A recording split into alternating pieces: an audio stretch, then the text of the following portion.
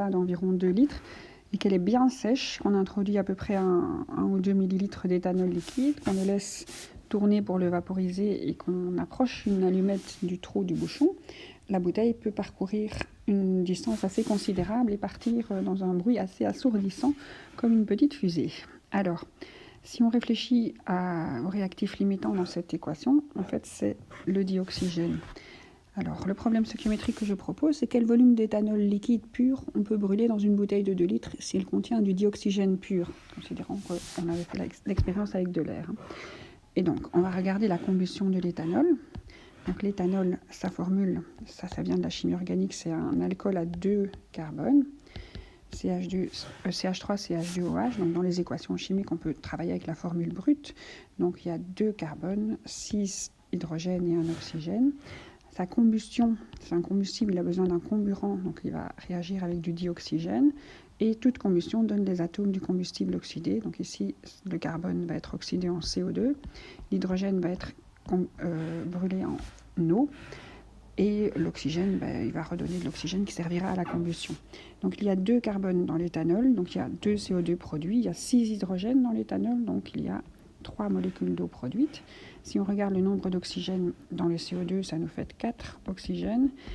Dans l'eau, il y a 3 oxygènes, donc la partie droite de l'équation, il y a 7 oxygènes.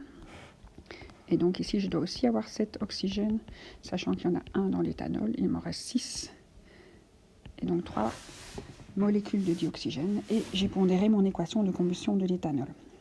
Donc la première chose pour un problème stoichiométrique, c'est écrire l'équation, la pondérer, puis on indique les données numériques au bon endroit. Alors les données numériques concernent l'éthanol liquide pur. Je sais qu'il a un ρ de 0,79 g par millilitre. Alors c'est quoi un ρ? Si je ne sais plus, je réfléchis que des grammes, c'est une masse. Des millilitres, c'est un volume. Donc si j'ai une grandeur qui me parle de masse et de volume, ce sera peut-être la masse volumique. Ρ, c'est la masse volumique. Donc quand j'ai 1 millilitre d'éthanol, il pèse 0,79 g. Si j'ai 1 litre d'éthanol, il pèse 790 g. Donc c'est une info sur l'éthanol en général, mais ce n'est pas un échantillon. J'ai ensuite une information, une bouteille de 2 litres qui contient du dioxygène. Donc les 2 litres, c'est un volume de dioxygène. Alors le dioxygène, j'espère que tout le monde sait que c'est un gaz. L'éthanol, on nous a signalé que c'était un liquide. Et les produits de combustion seront sous forme de gaz. Et donc ici, j'ai un volume de 2 litres de gaz. Alors la suite de la procédure, c'est que je dois aller jusqu'au nombre de moles avec toutes mes grandeurs. Donc avec le ρ, je ne sais pas. Avec le V gaz, je sais. Donc il y a un chemin direct entre le volume de gaz et le nombre de moles, puisqu'il existe le volume molaire des gaz. Alors le volume molaire des gaz, c'est le volume qu'occupera toujours une mole de gaz, quel qu'il soit. Donc c'est 22,4, et c'est des litres par mole, parce que c'est un volume pour une mole. Donc volume molaire, j'ai les unités de volume et j'ai les unités de mole. Alors, je vais donc utiliser mon V gaz, mon échantillon, mon information qui concerne tous les échantillons, et je vais voir si je multiplie ou si je divise. Mon volume de gaz est en litres. Mon volume molaire des gaz, c'est un volume molaire. Et donc, si j'ai ce genre d'informations, en litres par mole, je ne vais certainement pas les multiplier. Sinon, j'obtiendrai des litres au carré. Donc, je vais les diviser. Et donc, je vais pouvoir simplifier mes litres. Et mes moles, elles sont 2 fois divisées. Donc, c'est comme si elles revenaient au sommet. Donc, je vais bien obtenir des moles en multipliant des litres par des litres, enfin, en divisant mes litres par des litres par mole. Donc, j'ai mes 2 litres divisé par 22,4. Et en fait, dans mes 2 litres, combien est-ce que j'ai de moles? J'ai 0,09 moles de dioxygène. Et donc ça, c'est ce que j'ai comme réactif présent au départ dans ma bouteille. J'ai droit à 0,09 moles de dioxygène. Alors, ils vont disparaître, ces réactifs, comme l'éthanol va disparaître aussi. Donc l'oxygène va être consommé par la combustion de l'éthanol, et mon CO2 va apparaître, et mon eau va apparaître. Et donc ce que j'ai comme information, c'est que mon équation me dit qu'une molécule d'éthanol réagit avec 3 molécules de dioxygène, et donc je vais avoir 3 fois plus de dioxygène que d'éthanol qui vont disparaître. Donc chaque fois que quelque chose va disparaître, j'aurai chaque fois 3 fois plus besoin de 3 fois plus de dioxygène. Alors, je vais considérer que j'utilise tout le dioxygène qu'on me propose. Je ne vais pas en laisser dans la bouteille, je voudrais bien brûler le maximum d'éthanol. Et donc, je vais chercher comment ma réaction va avancer. Donc, le multiplicateur, le wagon, c'est la façon dont tous les membres de l'équation vont réagir. Et ce chiffre devrait être partout pareil, avec des coefficients qui, eux, changent. Donc ici, je vais avoir chaque fois 2, chaque fois 3 molécules qui vont apparaître. Et donc, pour trouver ce coefficient, ce multiplicateur, les coefficients, je les ai, je vais faire la variation du nombre de moles divisé par le coefficient. Donc ici, je vais aller de 0,9 à 0. Donc ma variation, elle est de 0,09. Et chaque fois, je vais devoir faire des blocs de 3. Ils ne vont pas partir un à la fois, c'est 3 à la fois. Donc je vais ici écrire 0,03. Et ça, c'est la façon dont toute mon équation va devoir réagir. Comme j'ai cette quantité-là d'oxygène disponible, ma réaction va utiliser toute cette quantité d'oxygène et tout le monde va suivre. Ça va? Donc je n'ai pas de CO2 et pas d'eau à l'avance. Je vais en obtenir 0,06. Je vais en obtenir 0,09. Ça, c'est le nombre de moles que j'aurai à la fin de ma réaction en CO2 et en eau. Alors on me demande quelle quantité d'éthanol je vais brûler avec. Donc je vais brûler tout mon éthanol aussi.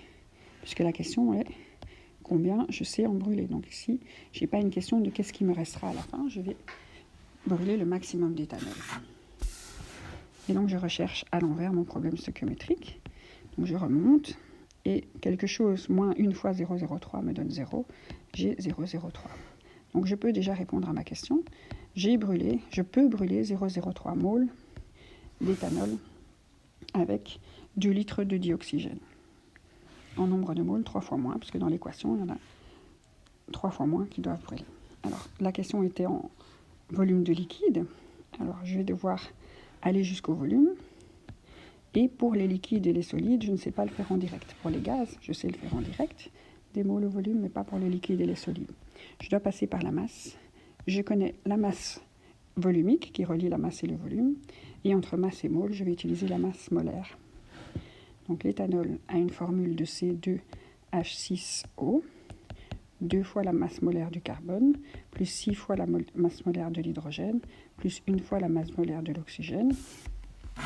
2 fois 12, plus 6, plus 16, 46. Et c'est une masse molaire. Masse molaire, un nombre de grammes que pèsera chaque mole. Pour obtenir ma masse d'éthanol, quand j'ai brûlé 0,03 mol, j'ai brûlé quelle masse? Je vais utiliser mes moles, je vais utiliser ma masse molaire, et regardons si on va multiplier ou diviser. Mes moles sont en moles, ma masse molaire est en grammes par mole. J'ai intérêt à multiplier pour pouvoir simplifier mes moles.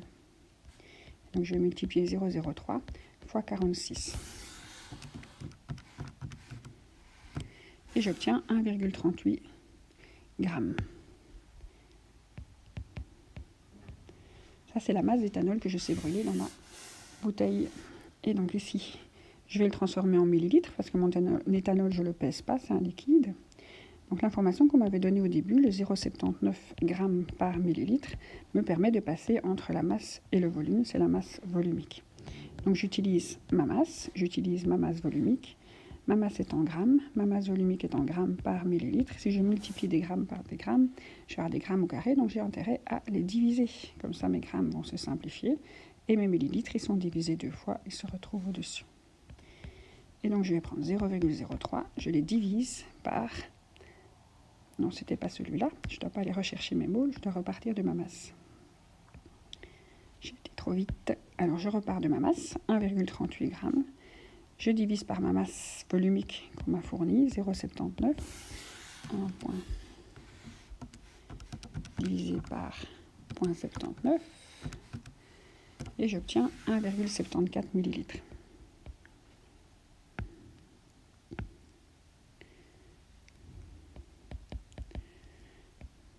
C'est normal que ça prenne un peu plus de volume que ça ne pèse, puisque l'éthanol est plus léger que l'eau. Voilà, j'ai répondu à ma question. Quel est le volume d'éthanol que je sais brûler avec 2 litres d'oxygène? Alors maintenant, on peut se poser une deuxième question, c'est quelle est l'énergie que cela dégage? On peut essayer de calculer le delta H molaire de la réaction en kilojoules par mol, mais On va faire ça dans une autre vidéo.